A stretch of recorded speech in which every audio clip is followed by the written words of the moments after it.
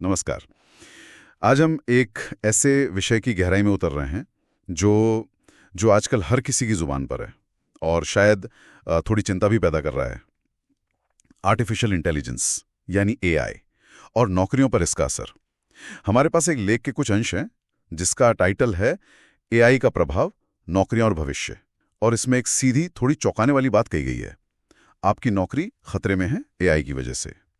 तो आज हमारी कोशिश रहेगी इस दावे को थोड़ा खंगालने की, समझने की कि कौन सी नौकरियां वाकई ज्यादा रिस्क पर हैं, क्यों हैं, और सबसे जरूरी इससे निपटने के लिए क्या किया जा सकता है। चलिए शुरू करते हैं। बिल्कुल। और ये समझना जरूरी है, जैसा आपने कहा, कि ये सिर्फ एक टेक्नोलॉजी का बदलाव नहीं है। ये तो काम करने का तरीका, यहाँ तक कि पूरे रोजगार के माहौल को ही बदल रहा है एक तरह से। सोर्स तो साफ कहता है कि एआई अब सिर्फ बातों का टॉपिक नहीं रहा, बल्कि कुछ नौकरियों के लिए तो वो रोजगार का असली दुश्मन जैसा बन गया है। हाँ, और लेख की शुरुआत ही एक बड़ी चेतावनी से होती है। ये कहता है कि अगले सिर्फ 5 सालों में दुनिया भर में करीब 8.3 करोड़ मतलब 83 मिलियन नौकरियां खत्म हो सकती हैं। ये तो बहुत बड़ा आंकड़ा है। हाँ, बहुत बड़ा। और ये हमें सोचने पर मजबूर करता है कि ये बदलाव कितनी तेजी से आ रहा है या आ सकता है। सोर्स यही इशारा कर रहा है। ये सिर्फ एक नंबर नहीं है, ये उस स्केल को दिखाता है जिसके लिए हमें तैयार रहना होगा।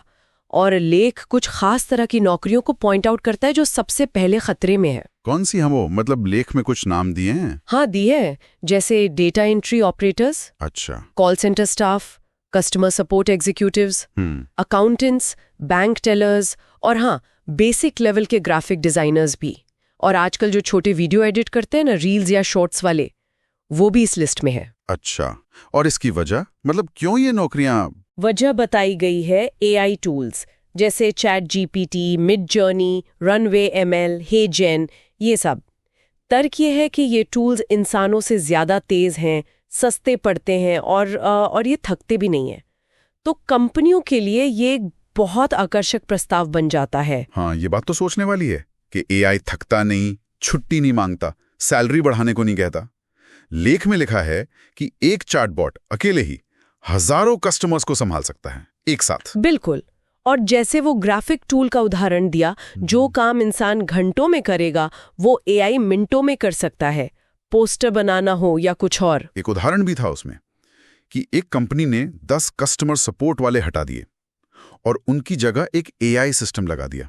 नतीजा, काम 3 गुना तेज और खर्चा 40% कम। हाँ, तो सवाल उठता है, कंपनियां किसे चुनेंगी फिर? बिल्कुल। ये जो आर्थिक तर्क है ना, ये बहुत शक्तिशाली हैं।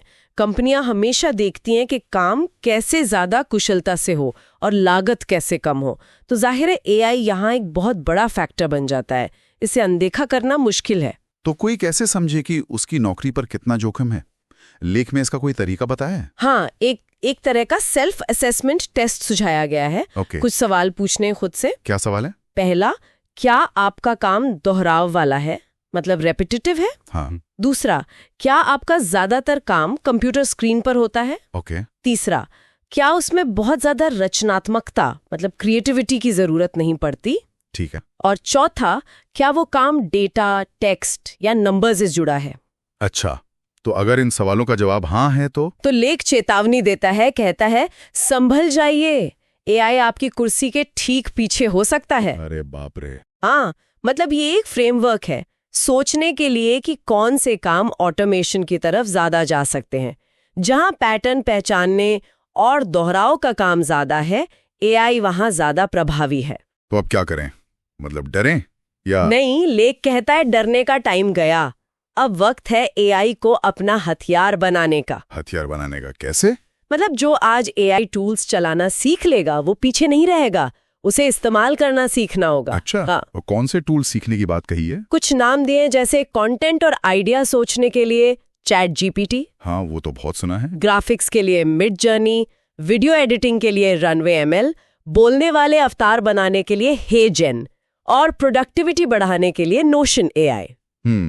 तो संदेश साफ है, अब सिर्फ स्किल से काम नहीं चलेगा, अब एआई स्किल की जरूरत है। मतलब स्किल के साथ एआई का इस्तेमाल आना चाहिए। नई चीजें सीखना ये अब बहुत जरूरी हो गया है, अडेप्ट करना पड़ेगा। तो इस पूरी चर्चा का निचोड़ क्या निकलता है? लेख क्या कहना चाह रहा है आखिर में? निचोड़ यही है कि आज हार्डवर्क नहीं, स्मार्ट वर्क काम आएगा।